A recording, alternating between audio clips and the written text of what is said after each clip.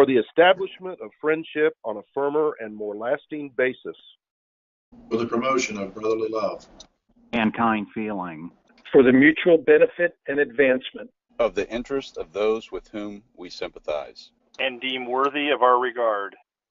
We have resolved to form a fraternity, believing that thus we can most successfully accomplish our object.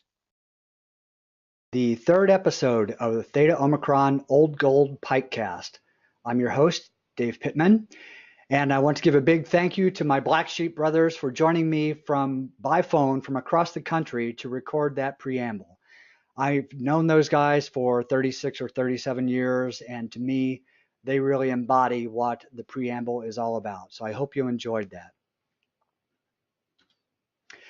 First off, I want to encourage all of you to join the fun. We have a great show tonight, and I want everybody to be tweeting along with us as we go along. You can use the hashtag Theta O Pikecast, and there are the handles for you to use. Theta O Pikes is the alumni, at ISU Pike is the actives, and I am at the Social Pit. You can also submit questions in your little webcam or webinar sidebar box there. Jason and I will be monitoring that. In the past episodes, we've had some heckling going on, so feel free to do that too. It's all good fun.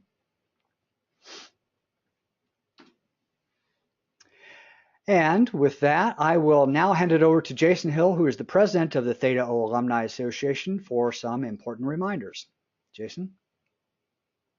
First of all, thank you all for taking the time to join us. Each of these seems to be getting better, and so a huge thank you to David Pittman for pulling this all together. He really drives this from beginning to end, and a big public thank you to you, David, as well as to those who are dialing in. A couple of quick things. This is something we've been doing each year as a graduation reception to welcome those brothers who are graduating and becoming alumni. And so we couch this as a new alumni reception and include their families, and it becomes a really nice capstone for those actives as they transition to alumni status. So we'll be doing that after commencement on May 12th. And so if anybody would like to be in plans to be in Terre Haute that day and would be available to participate, we would love to have you. Secondly, I'm going to plug again, Super Homecoming. It's October 12th and 13th coming up in the fall. Once every 5 years we do this, and this year is going to be Super Homecoming. So as we say, your best chance to see the most alumni is at Super Homecoming. If you need any help at all with lining up tours or where to stay, or maybe you want to get some brothers together at a restaurant and aren't sure how to do that, feel free to reach out to me, and we will connect you either with other guys in Terre Haute, or I can help. And we just want this to be a great experience. The one thing we really need is your participation. So if you can go ahead and get that on your calendars, that'll be awesome. And then as we transition to the next slide, email addresses. This is an ongoing challenge, but if you can take the time to make sure that we have your updated contact information, especially as we go into Super Homecoming, this is going to become more and more critical. Take the time to go to gotrees.org. That is a URL that the Alumni Association has purchased, and we keep that pointed toward the ISU Foundation's website so that you can update your contact information there, and then we regularly get extracts from them. So if you can go to gotrees.org, we're sending out monthly communications called the Garnet, and if you're not getting those in your inbox via email, we don't have your email address. So please take a second to update that. A couple of other really quick things. If you're involved in student affairs, or if you know of another brother who is at college or university in the area, would you please reach out and let me know? We've got several brothers who are involved in student affairs at various universities, and they would love to maybe form a little group, or at least know who else is in their similar field to see what opportunities and interests there are that exist. So if you're involved in student affairs, please reach out to me. And then a couple of other things. We've got some brothers who are organizing some running events in the area, and I wanted you to be aware of this, at least in the Midwest. One is Brother Gary Anderson is the race director for Run Through the Jungle. It's a 5K race coming up on May 19th in Terre Haute. And then in Kenosha, Wisconsin, Brother Brian Thomas he's done this every year, and is a big runner, as you guys probably know. But he does the the Halupi 100 Relay, which is in Kenosha, Wisconsin. So if you're interested, or if you want to make a road trip and maybe get some guys together to go to a running event, those are a couple of really great opportunities. All right. Thanks, Jason. So next up, we have the Smythe Award. In the world of Pi Kappa Alpha, it's our Stanley Cup or Lombardi Trophy.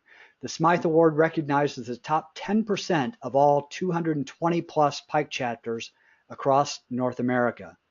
Every year, Theta O sets winning the Smythe as its goal, and they've done a pretty darn good job of it, winning 27 total and 9 in a row. But what does it take to be recognized as a Smythe-worthy chapter? We're honored tonight to have as our very special guest, Danny Ryan, who is the Education Officer for the International Fraternity. And he's the guy who oversees the International Awards program. So Danny, welcome to the Pikecast. Pleasure to be here, gentlemen. Let's start by saying when the next Smythe Awards will be handed out. So the presentation of the 2018 Smythe Awards will be on Saturday, July 28th, during that evening's banquet at the upcoming 150th Anniversary International Convention in Richmond, Virginia.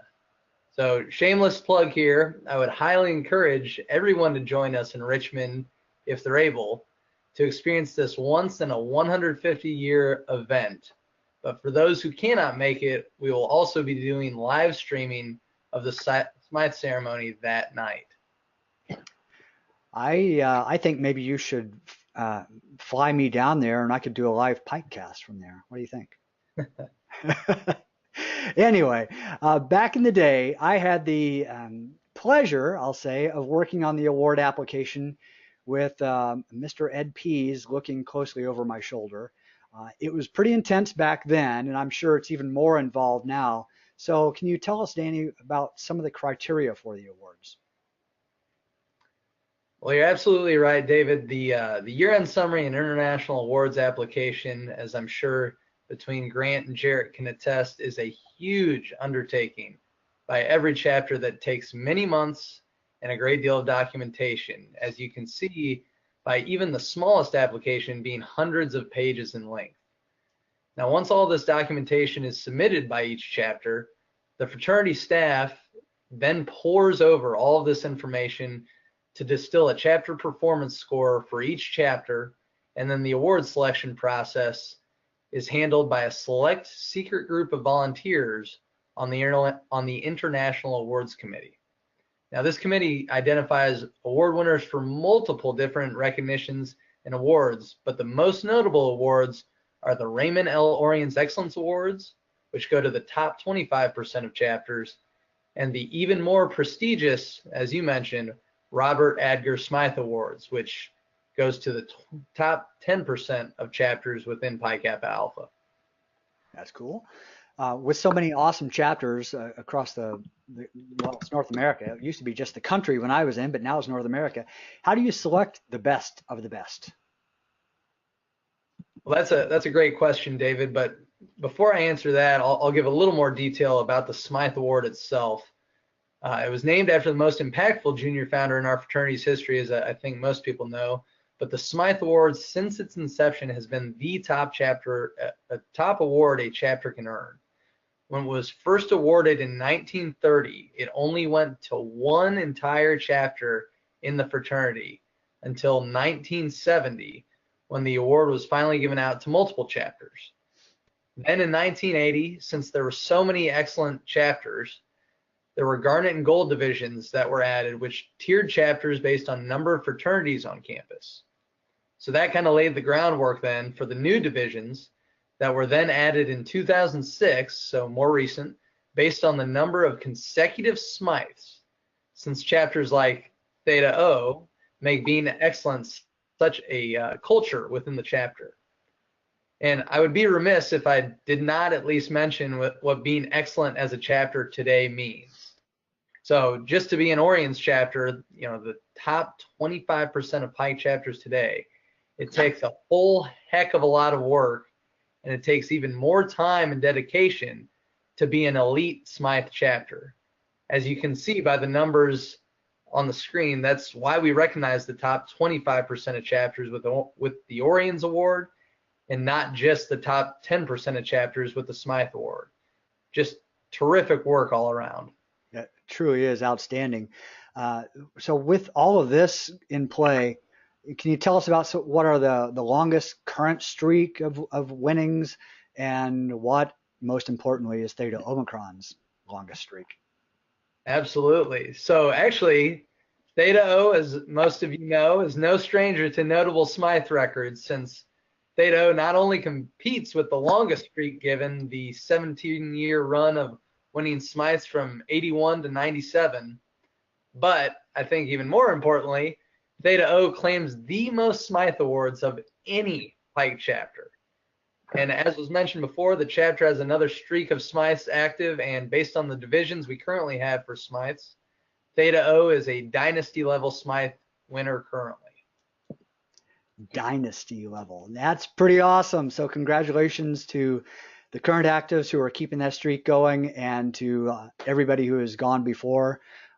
You certainly wouldn't be, we wouldn't be the top most award-winning Smythe chapter in history without everyone's participation. So thank you to everyone. Now, chapters don't just become Smythe winners. They have to be molded and shaped in the mold of excellence. So Danny, how do you recognize chapter advisors? It's a great question, David, because not only are there a number of undergraduate awards, as I mentioned, but there are also numerous volunteer awards. Volunteers serving in an alumni advisory board, a house corporation, or an alumni association receive recognitions of service on notable milestones starting after 5 years of service. And then, akin to the Smythe Awards for chapters, there are awards recognizing the different alumni associations. So there are awards for young alumni as well, recognizing accomplishment for Pike service, service to community, and professional recognition as well. There are also awards recognizing advisory boards of the year, and the most coveted volunteer award that goes to the one man who has the greatest impact on a chapter each year, the Chapter Advisor of the Year award.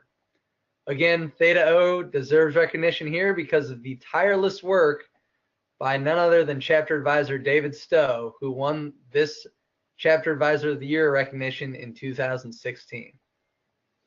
Congrats to Dave on a much deserved honor. I know that man bleeds garnet and gold, and he has for many, many years. We all wish him and Theta O chapter good luck this year in the upcoming application and selection process. And Danny, thank you very much for joining us. I appreciate it, David. And good luck. I know you are off to a big tournament. Do you care to, or maybe it's not a tournament, do you care to share with the guys what you're doing tonight? Trying to keep that A in slag going with a little kickball, co-ed kickball tonight. So we'll see how we do. Excellent. Well, good luck to you, and we wish you well. I know you've got to run. So thank you very much for joining.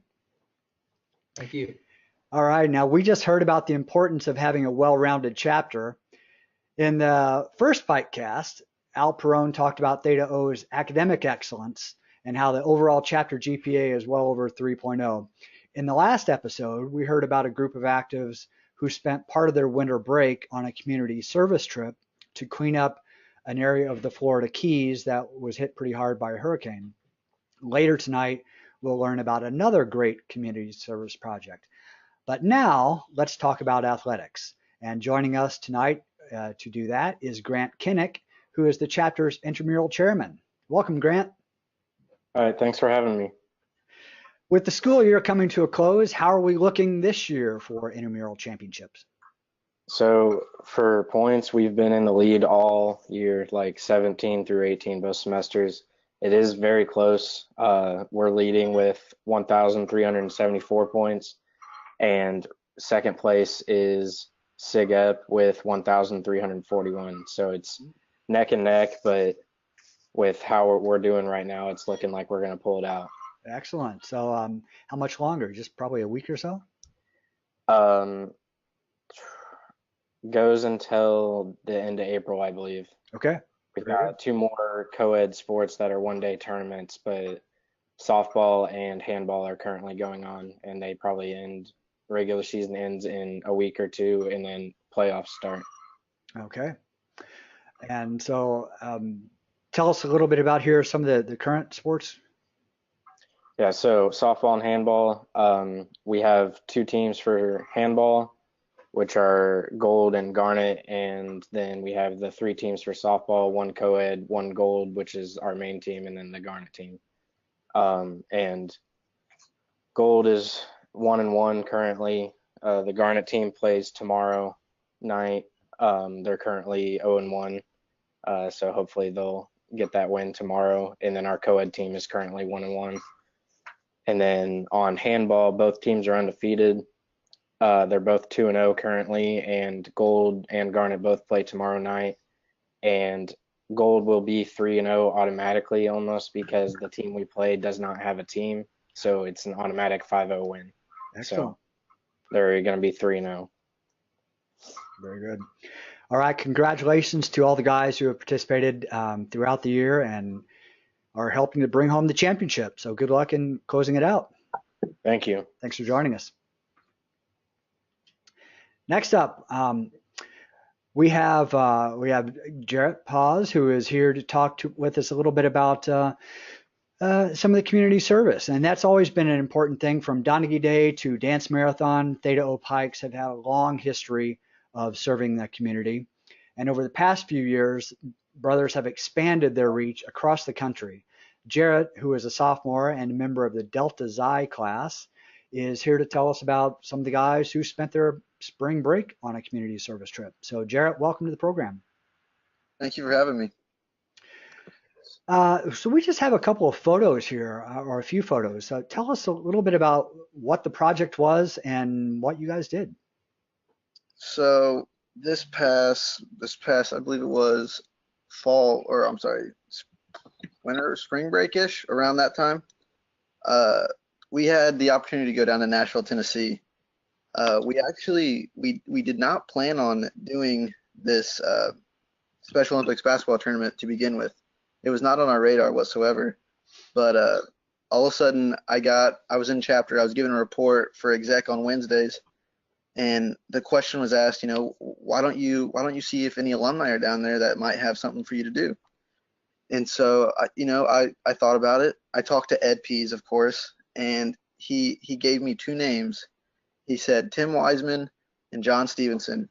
And then not even 24 hours later, I got an email from Tim Wiseman. And it was kind of crazy. And it literally said, "Hey, Jarrett, heard you want to do a service trip. My friend John Stevenson, he does this Special Olympics basketball tournament every year in Nashville." And instantly I thought, that's a great idea, because we just got done with Polar Plunge Special Olympics, and we were actually paired with ASA, the sorority here on campus, and their philanthropy event was also Special Olympics. And Polar Plunge was a huge success. It was a lot of fun. We helped set up. We had a great showing out there. And so it just fit right in, the whole Special Olympics, going out service and all that. So now we have the idea, but now we just need to get guys to go. And I wasn't sure how the guys would go over about it, taking a weekend and just going to Nashville to help out. That's not the first thing that comes to mind when you hear Saturday, okay? Especially in college. And so Sunday night came around, I'm at chapter, and I asked, by a show of hands, how many people would want to go out and, maybe do this? I told them all about it, Special Olympics basketball tournament. I don't really know what it entails. I don't really know what we're going to be doing. And the number of guys, it was more than 20 guys, okay? Wow. And it was, I didn't really expect that. And instantly I emailed Tim back and I said, hey, we're going to have probably close to 20 guys that want to go. And not even 5 minutes later, he said, perfect. And it was crazy. I couldn't believe it. So, all right, now we're going. It's planned. The guys are going. They're excited. That Friday comes. We get done with class. We're headed down to Nashville. We're taking 3 to 4 cars, packed full, 5 guys in each car, okay? So we get down there. It's late at night. We're in Nashville, so there's a little bit of time change, nothing crazy. We get there. Tim's he's happy to have us. He couldn't be happier. So we stay the night there, sleep, and then Saturday morning comes around. It comes fairly early. It's around 7 a.m. We go. It was the high school that the basketball tournament was at. It was called Innsworth High School, and just a fun Pike alumni fact. It's where Tim McGraw's daughters go to high school, went to high school. So I thought that was pretty cool. In all the pictures that I posted on social media, I tagged Tim McGraw, hoping he would like it or something, But so going into like what we actually did. So the picture on the left, if you're looking at your computer, that is a group those are my best friends right there in Pike, okay? And this little guy, he came up to us and he goes, oh, or his mom and dad asked him like, oh, do you guys go here? And we were like, oh no, we're from Indiana. We just came up here just to help out. And just the look on her face when we told her that, it was, words can't really put it in. I can't really put that in perspective. She was just overwhelmed because we were from Indiana. We're in Nashville, Tennessee, just to help out. And her son actually came up to us also and asked if he could take a picture with us. And of course, we were thrilled. And so that was a special moment. I definitely won't forget that for a while.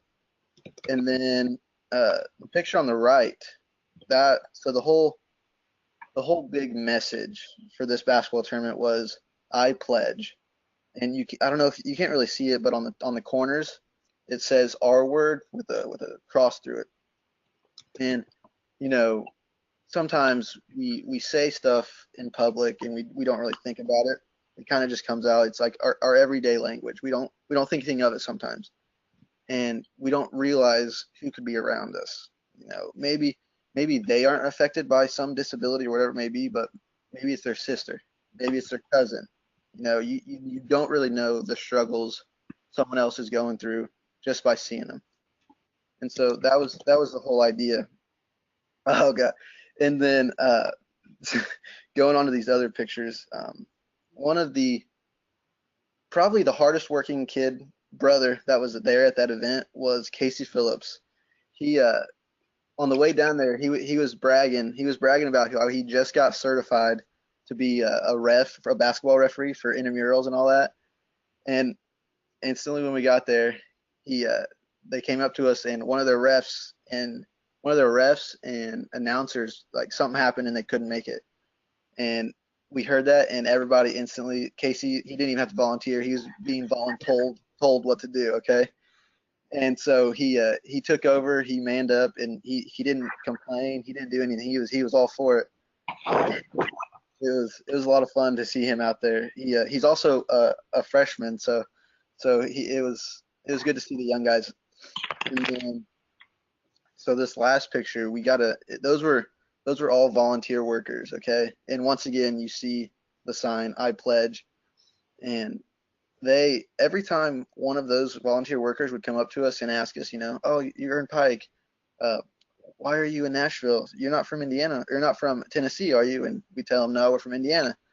And every time a different person would come up and ask us, why are you even here? Like, why are you in Nashville, Tennessee, if you're from Indiana State University? Why would you make this drive? And it was the same answer every time. We are lucky enough to have alumni in Nashville, Tennessee that are willing to house almost 20 guys, which that's a lot of bodies. That's a lot of men who eat a lot of food. Yeah. And so that doesn't happen. And they were just overwhelmed. We got invited back next year, so I guess we were doing something right. Well, that's an awesome work, awesome project, and congratulations, Jarrett. Thank you for coming on and sharing that story with us. I hope you guys have a ton of fun next year. And definitely. Huge special thanks to Tim and John for continuing to show what being a Pike man means throughout your life. So thank you. Thank you. When I attended ISU in the early 80s, getting to class was like playing a game of Frogger. And that's kind of interesting because that's about the same time that Frogger became a game. So it's been around that long. We had to dodge and cross busy Chestnut Street just to get anywhere on campus. Really, you had to dodge traffic on heavily trafficked streets. But things are quite a bit different now, with no streets at all running through campus and this beautiful new and renovated buildings everywhere. Few people know more about how the transformation has happened than Greg Good. The 1995 grad and Alpha Pi class member is now ISU's Executive Director of Government Relations, and he recently took the reins as president of the Theta O Housing Corp. So, Greg, welcome to the Pikecast. Thank you. It's great to be here. Can you start by telling us how much investment has the state legislature made in ISU over the past 10 years or so? Well, looking at funding for capital projects or construction projects, we in the university administration look at it in two ways. Those projects that the state funds or the taxpayers fund in total, and then ways where the university can leverage other resources and philanthropic support for other university improvements. So if you take a look at the state-funded projects where the state only has been able to get behind these types of projects, it comes to a pretty impressive number, $164 million over the last 10 years.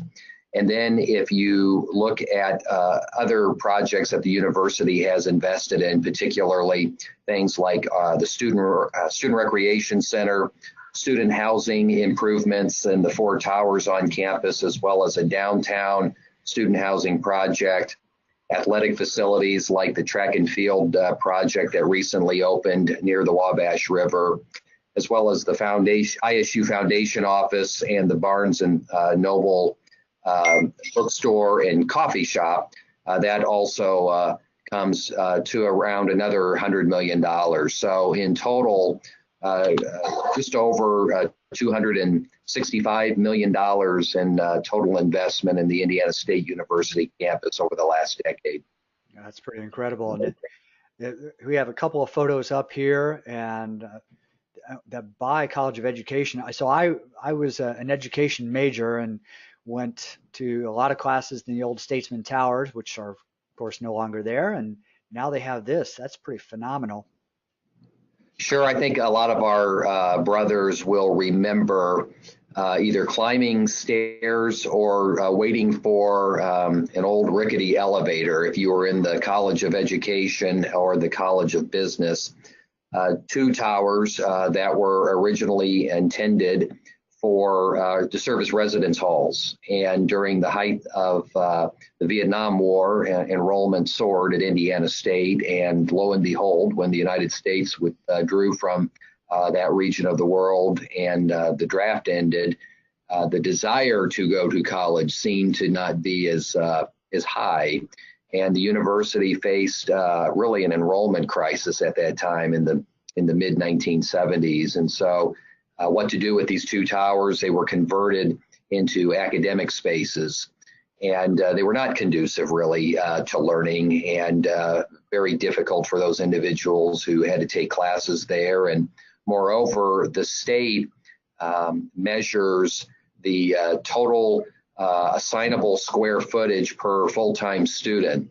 And those towers, along with the fact that enrollment was not as high as we enjoy today, was really making us look pretty bad in the eyes of the state. So it was determined that we were going to relocate those colleges, and we were able to convince the legislature to invest about $27 million in University Hall, which was the home of the former lab school. That we thought would be really an appropriate place for our College of Education to reside. And then in the meantime, people like Congressman Ed Pease, along with U.S. Senators Evan Bayh and Richard Lugar, helped facilitate the transfer of the old federal building located on the intersection of Cherry and 7th Streets to transfer the ownership of that building from the federal government to Indiana State University, as the federal courts and the Postal Service wanted to find new locations for their operations. And so we received ownership of that building, along with about an $8 million federal appropriation, and then we were able to secure another approximately $10 million from the state of Indiana, and it is really a magnificent home for the Scott College of Business. And these two buildings here, I want to have you back on another episode later, Greg, and talk more specifically about some of these new facilities. But just looking at them is phenomenal. Can you tell us about some of the effects that maybe the university has seen just from all these investments in these buildings?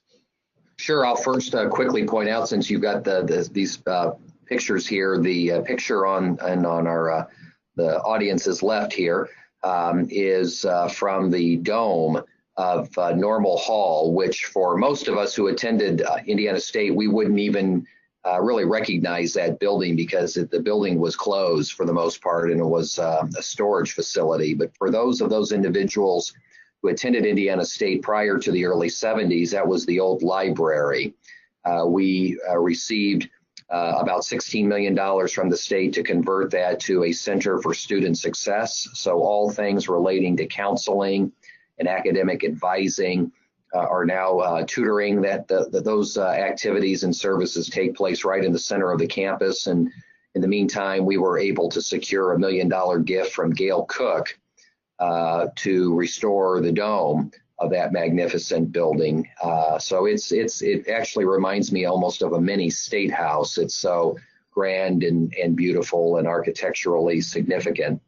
And then on the right, something that all of us, we've all spent time in that building, although it certainly didn't look like how it does now. That's the old arena. That's what we remember that. Maybe some of us cheering on Dave Stowe as he's bench pressing 300 pounds in the dungeon, right? And playing basketball in the old arena. And then it also served as the home for our athletic department. Well, much of the enrollment growth that Indiana State has enjoyed over the last 10 years a big part of that has been in the various health-related fields, the various therapies, physical therapy and occupational therapy, a robust physician assistant program, nurse practitioner program. These are all academic programs that really lead to immediate job placement for our graduates. And so we use that argument to make the case for what has been the biggest gift from the state of Indiana, $64 million to renovate the arena and to build a significant addition. And so now all of those academic programs that were previously scattered across the campus are under one roof. So we're real proud of that. So, these are the types of projects where the money has gone. And in answering your question about the effects, really, it comes down to the fact that really facilities matter. The expectations of college life, whether it's student services or academic services or the facilities that make up our learning environment, the expectations are really high. And I don't think it's a coincidence that as we have been very intentional in our master planning and growing this campus with some success from the state in securing dollars for facilities and improving the actual physical campus, that the place is very inviting to the students, and parents can walk this campus and feel like their sons and daughters are going to be safe, that they're going to be successful, that they're going to learn, and that they're going to really enjoy these precious years of their lives. Technology is so important, and many of these buildings where we were able to secure support were not anywhere close to being a 21st century learning environment. As a matter of fact, much of the mechanical systems and the electrical systems had to be significantly updated and then enhanced so as to be able to support the types of learning environments and the technology associated with them that will help make our students competitive in this 21st century. It's just been so important from a safety standpoint. I think your Frogger analogy was absolutely appropriate and spot on.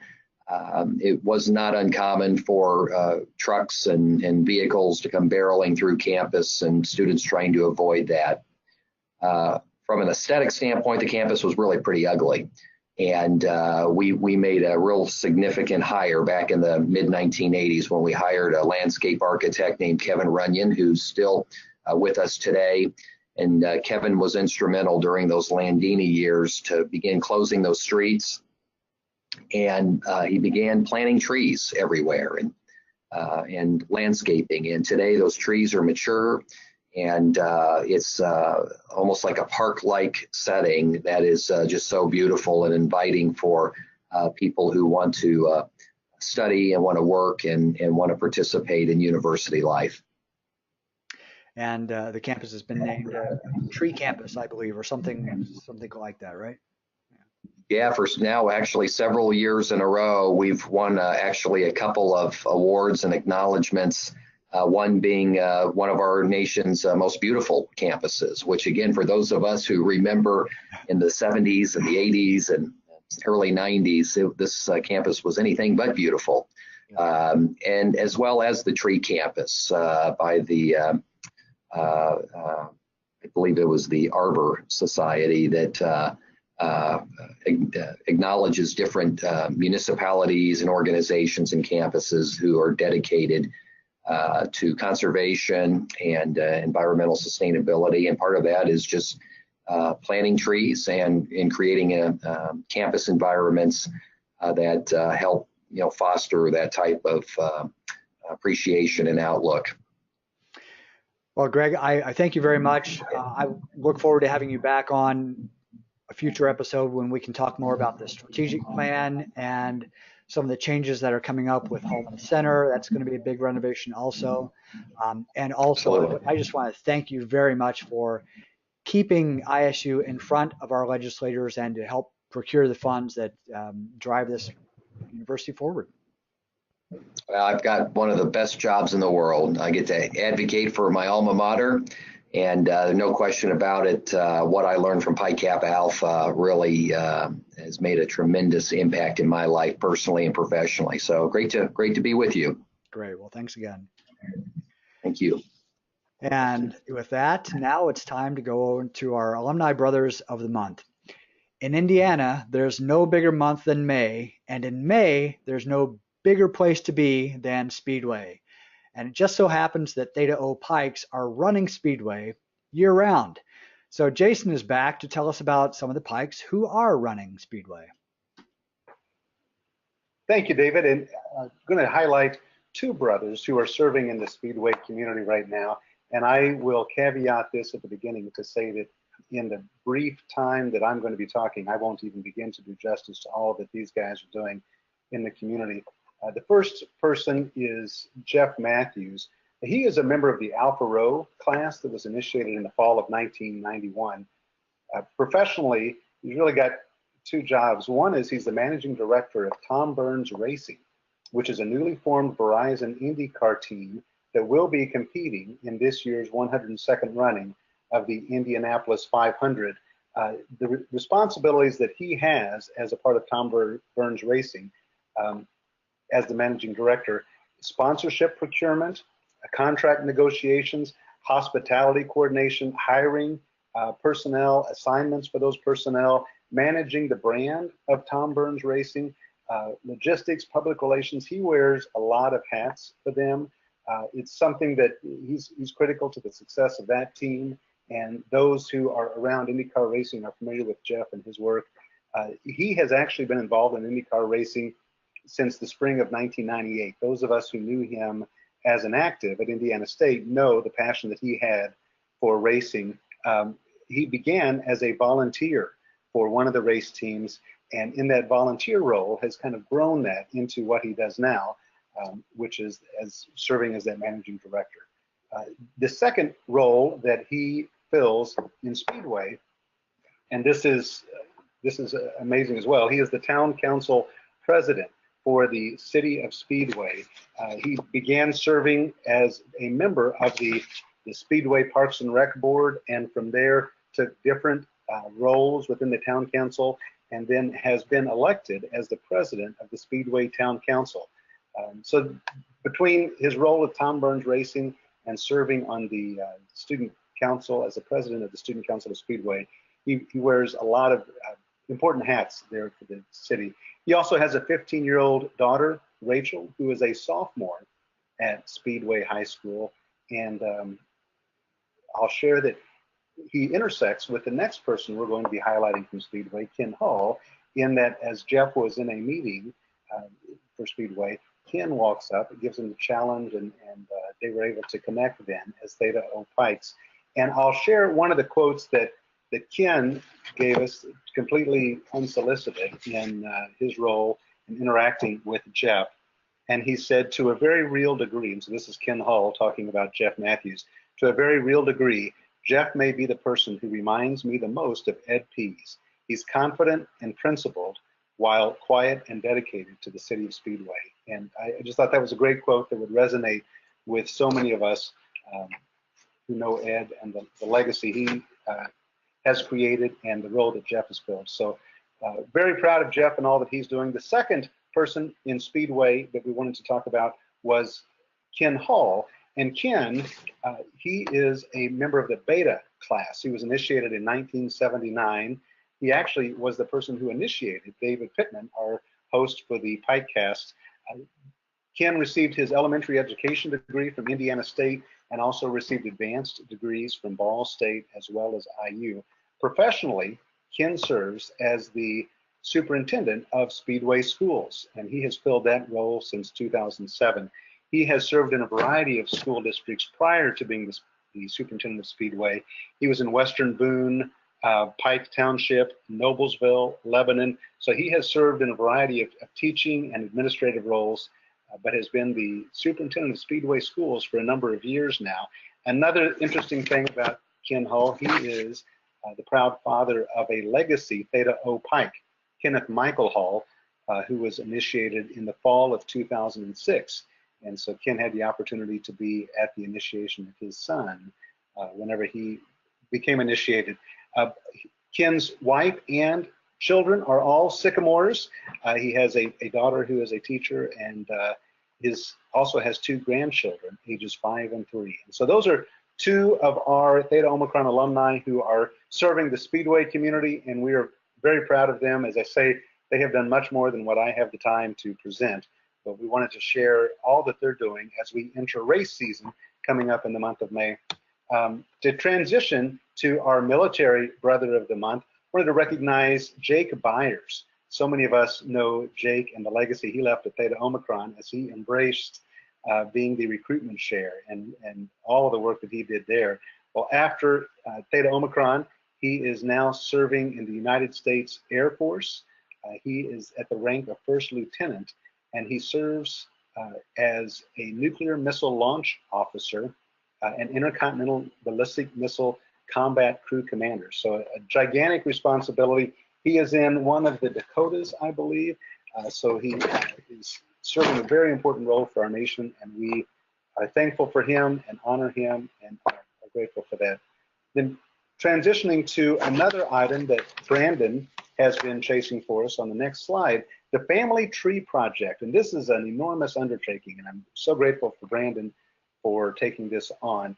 He would love to be able to create a family tree for Theta Omicron. And so to be able to do that, he would like 4 pieces of information: your pledge class or associate class, your big brother's name, your little brother's name, and then he'd also like to know if you've ever served in the military. And so if you haven't yet reached out to Brandon, either via Facebook or email, would you please take a second, maybe do it right now while you're at your computer, and send a note. Brandon's email is there at the bottom. Just answer as many of those 4 questions as you know. If you're not sure of the pledge class, just want to put what year you think you initiated. Don't remember any of those pieces of information. Don't let that prevent you from reaching out to him. This is something that's really valuable to us as a chapter, and we're so grateful for him for doing it. David, I think that's it. Thank you. Very good job. Thank you, Jason. So in the last podcast, we talked with Terry Cunningham, the chapter's first SMC, and we thought it would be interesting to look at how the chapter has evolved through the years. So tonight we're going to jump forward 10 years from when Terry led the chapter and talk with Darren Smith, who was in the Sigma class and served as SMC in his senior year of 1988. First, After graduating, Darren started his career at Ameritech/Indiana Bell as a COBOL programmer. But after about 10 years there, he moved to Colorado Springs to do a project consulting for a variety of telco companies. He also owned a sign company and had a 5-year stint as a senior project manager with Arapahoe County. Eventually, he moved back to Indiana to be closer to his family.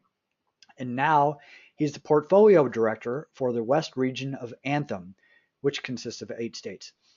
He lives in Zionsville presently, and he has 1 son and 2 stepsons. Darren, welcome to Pikecast. Welcome. Thank you. So I love these photos, some old ones from back in the day and a more recent one from your Men Who Cook episode. So, but before we get into that, tell us about your job now, and besides that Anthem, what else is keeping you busy? Well, as a portfolio director, I work with sales and IT to make sure they're both on the same track, and have the West region, which is California, Colorado, Nevada, and then the central states of Indiana, Ohio, Kentucky, Missouri, and Wisconsin. So they keep me busy. I do a lot of escalation problems, working with customers and our sales team to make sure that we get the good service out there. Good job. That's quite a region. And then on top of that, on outside of work, I chase kids and taxi kids around, and I do as much volunteering as I can. As you can see, I did an event called 100 Men Who Cook here in Indianapolis for one of the bank, Old National Bank, who sponsors it, and all the funding goes to a local nonprofit. This year, I think they raised around $26,000 throughout I think it was more than that, but during the evening event, it was $26,000. I think overall it was $200 and some $1,000. So fun event. And I'm also on the state board for the American Lung Association, and we host a number of events around Indianapolis, around the state. One being a Fight for Air climb that do a stair climb up the tallest tower in Indianapolis, or in Indiana, with the Salesforce Tower. And then we do a lot of public awareness around lung disease and clean air. All right. Other than that, I play some volleyball and try to keep myself in as good a shape as possible. Well, you're looking good. Thanks. What's your specialty there? What did you cook? Oh, it's a little appetizer. It's like a little cheesy sausage on cocktail bread. And so, well, had a good time. Okay. Well, Jason, take note. I think you need to organize a get together, and we can have Darren cook for us. Now, I don't know, but Chris Davies seems to raise a lot of money when he does 100 Men Who Cook in Terre Haute. So I don't know if I want to go head to head with him. We can have a cook-off then. Well, let's crank up the Wayback Machine. We've got some old photos here. Who are some of the influential people that encouraged you to join Pike? John Templin was one of the early influential guys. I was born and raised in Washington, Indiana, until 7th grade. So John was from Washington Catholic. So I knew him and his family from when we lived there. And then Dan Tingle was another one during the rush process that just made an impression on all the information, all the leadership that he was involved in. And then, of course, you have Ed Pease. I think everybody has him as an influential. If he puts his mind that he's going to get you, he's going to get you. Yep. So it was those are probably the 3 influential people. And when we talked with Terry last time, we talked a little bit about some of the other fraternities and sororities that were on campus at that time. So who were the top ones in your day? I would say probably for the fraternities, ATO, Sigma Chi, and Lambda Chi were probably the 3 big ones that we competed very tightly with. And then sororities, you had AO Pi's, Chi Omegas, Alpha Chi's, and Zetas and I think they're all probably still pretty big, but those were probably the big fraternities and sororities on campus. Okay. We talked in the first episode about how the social life of a fraternity man has changed in recent years. So what were some of the events that the Pikes did when you were leading the charge? Well, one of our big fundraisers was Winter Jam. It was a great party, had air band contest, campus organizations could put in their band, And that was always a huge event, and lots of people always looked forward to that. Other than that, the Pike Formal was always a large social that everyone wanted to attend. Lots of sororities wanted to be there and have their presence. Hay rides, and then just our parties at St. Joseph's were probably the big social events that went on in campus. Yeah, I remember those days at St. Joe's. Since the Pikes didn't have a house yet, where did most of the guys live, and where did you have chapter meetings? Most of the guys lived in Burford Hall. We had, I think it was the 6th floor of Burford Hall, and we had a chapter room built out there, and then we had a large number of people that lived down in Lincoln Quad and a number of suites. And then our chapters were over in the old education tower down in the basement. I think it was 101 or something like that. I don't remember the exact number, but. Yep, there's a dungeon down there too. So you obviously were watching Greg talk a few minutes ago and saw those gorgeous buildings. What do you remember most about the campus? It was a concrete campus. Sort of sad. You would play Frogger trying to get it across Cherry. I think it was 6th Street. I don't remember what the street numbers were, but just to try to get to campus or to classes, you had to dodge cars and so that's probably the big one. The other thing I would say is, just around campus, not necessarily on campus, but yeah, we had a fraternity row that, even though we were in Burford Hall, sort of always looked down there to say, what if, we could have a house? What if would we do it differently? Would we? And the fraternity houses back then were just really old homes that were overran and just not very well taken care of. Yep. And then all the sororities were down in Lincoln Quad instead of in their current, I don't know what they call that, the suites that they're in now. So if you wanted a sorority or be close to sororities, everybody wanted to be in Lincoln Quad. So that's where all the women were at. Yeah. All right. So when was the last time you visited ISU? It was 2016. It was there for homecoming a couple years ago. It was a mud fest, I think, at that time, but it was a fun time to see everyone that was able to make it there. And hopefully, I'm planning to be there for Super Homecoming, and hopefully, we'll see a lot more alumni there as well. Excellent. I was going to ask, so you answered already. We hope to see you at Super Homecoming. So, Darren, thank you very much for joining us and telling us a bit about what you've been up to. Oh, you're welcome. Thank you. So with that, in closing, I just want to remind everyone to make your plans now for Super Homecoming. It only happens once every 5 years, as Jason said, and this year we are celebrating the chapter's 40th anniversary. So that weekend is October 12th and 13th. Thank you very much for watching. When it closes, you will get a short survey. Please answer that. It'll help us guide the direction for future Pikecasts. And with that, blah, blah.